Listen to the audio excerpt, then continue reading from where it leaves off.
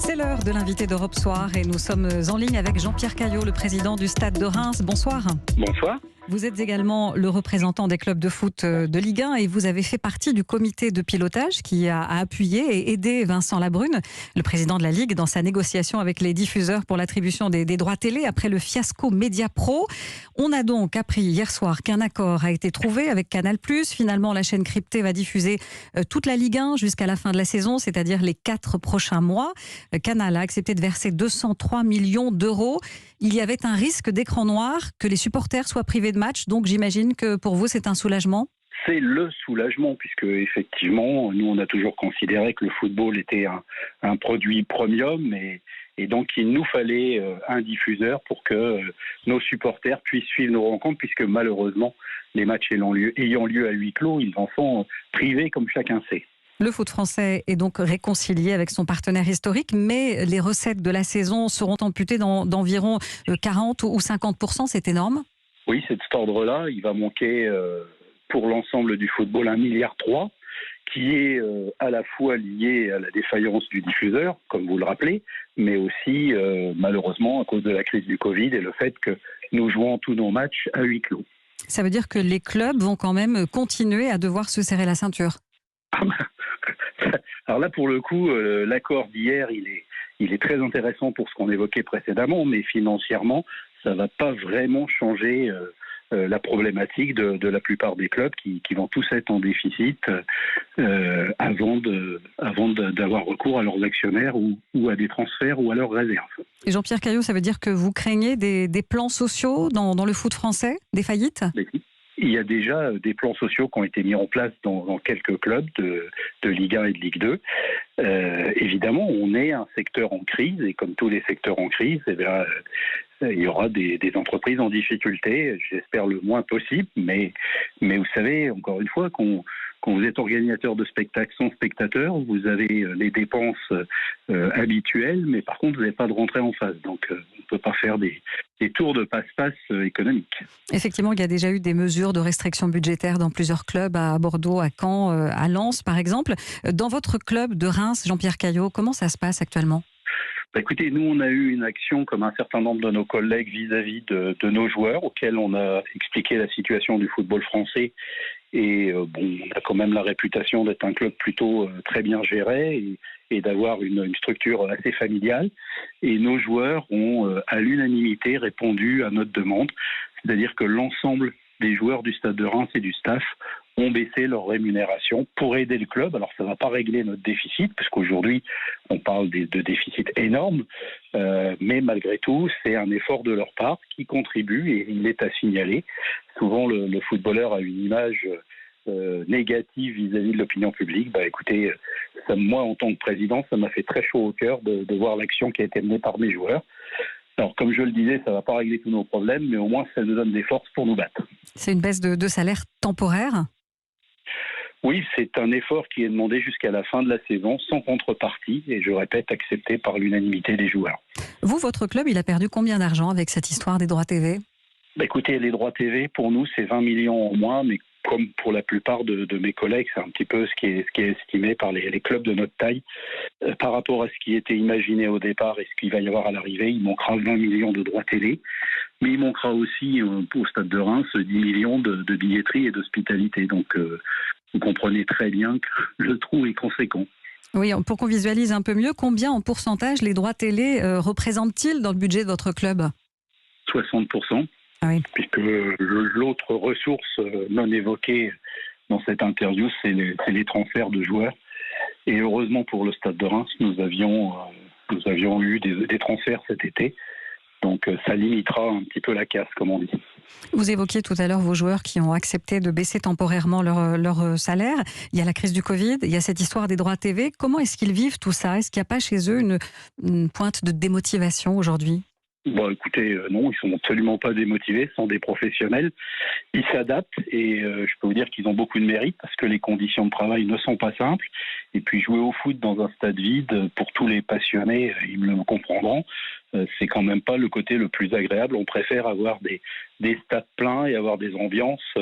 Évidemment, ça fait partie de ce métier. Vous savez, faire du spectacle à huis clos, c'est quand même pas la meilleure des choses, mais enfin, on a au moins la chance de pouvoir exercer notre métier.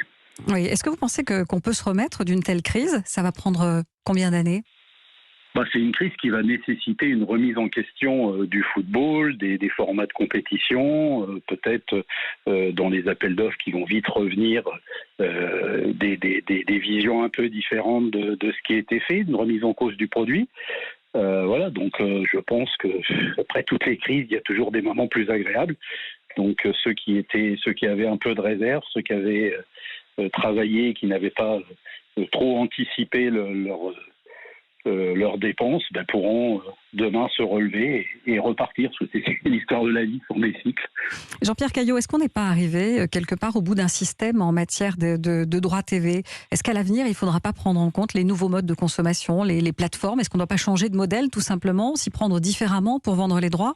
Vous avez eu un élément très fort dans les réponses que nous avons eues lundi sur l'appel d'offres qui avait été déclenché par la Ligue de football, c'est-à-dire que les nouveaux opérateurs, comme on dit, que ce soit Amazon, que ce soit Dyson, ont répondu pour s'intéresser à des lots. Alors là, on est en milieu de championnat, voire aux 2/3, donc c'était un peu compliqué de se positionner, mais évidemment que demain, ils seront partie prenante sur les futurs appels d'offres. Et je pense que même si aujourd'hui le constat est amer, parce qu'on s'aperçoit que les droits télé sont revenus 10 ans en arrière, je pense que c'est une étape pour à nouveau redémarrer dans l'avenir. Pour peut-être changer de modèle, effectivement.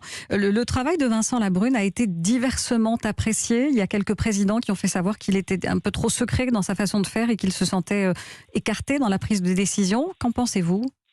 Je pense que dans le football, vous savez, c'est un monde où il y a beaucoup d'ego, donc ceux qui ont dit ça, et je l'ai expliqué d'ailleurs très clairement au conseil d'administration, n'avaient pas toutes les informations, et je pense que heureusement pour le football français, Vincent Labrune a pris les choses en main, a réussi à recréer de la confiance et du dialogue avec des diffuseurs, et dans ce genre de situation, évidemment que les chiffres ne peuvent pas être diffusés, puisque je vais vous faire sourire, mais quand on fait des conseils d'administration avec des clauses de confidentialité, on lit dans la presse le lendemain tout ce qui a été dit au conseil. Donc il a bien eu raison de ne pas en parler. Je pense que c'est grâce à cela qu'on a eu on est arrivé à l'issue à laquelle nous sommes arrivés. Est-ce que vous savez si ces négociations avec Canal+ ont été difficiles ? Évidemment. Alors là, pour le coup, je le sais, puisque vous savez que je suis très proche de Vincent Labrune, et il n'y a pas eu une journée où je ne l'ai eu plusieurs fois au téléphone, donc je sais très bien qu'il y a passé beaucoup de temps, beaucoup de nuits. Il y a eu beaucoup d'investissements, beaucoup de dialogues, parce que c'est pas un sujet simple.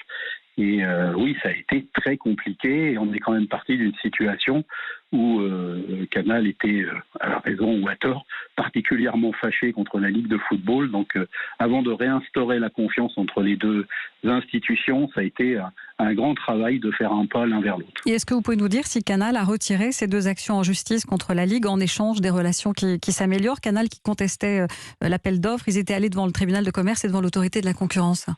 Alors, je n'ai pas cette réponse. J'ai lu que ce n'était pas le cas, mais je n'ai aucune certitude. Je ne peux pas vous répondre sur ce point. En tout cas, il va falloir maintenant réfléchir à la suite et poursuivre donc les discussions avec les différents candidats pour l'avenir. Oui, je vous l'ai dit, maintenant on a un nouveau chantier qui s'ouvre à nous. On a réglé le problème de diffusion jusqu'à la fin de la saison et c'est magnifique pour les supporters.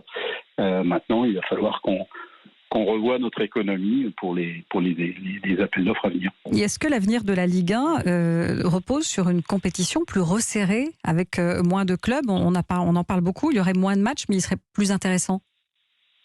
Ça fait partie de la demande du diffuseur. Alors, est-ce que c'est le diffuseur qui doit nous imposer nos formats? J'en suis pas convaincu. Mais c'est une réflexion qui est menée dans les instances déjà depuis un certain temps. Faut-il passer un championnat à 18? Personnellement, je me suis toujours battu contre. Mais peut-être qu'à un moment, il ne faut pas rester obtus et regarder les choses en face. Et peut-être que c'est une des solutions qu'il faudra concevoir. Merci beaucoup Jean-Pierre Caillot, président du club de Reims et du collège de Ligue 1, d'avoir été notre invité ce soir sur Europe 1. Merci de vous exprimer. Il n'y a pas beaucoup de patrons de club qui le font, donc merci d'autant plus d'avoir été avec nous ce soir sur Europe 1.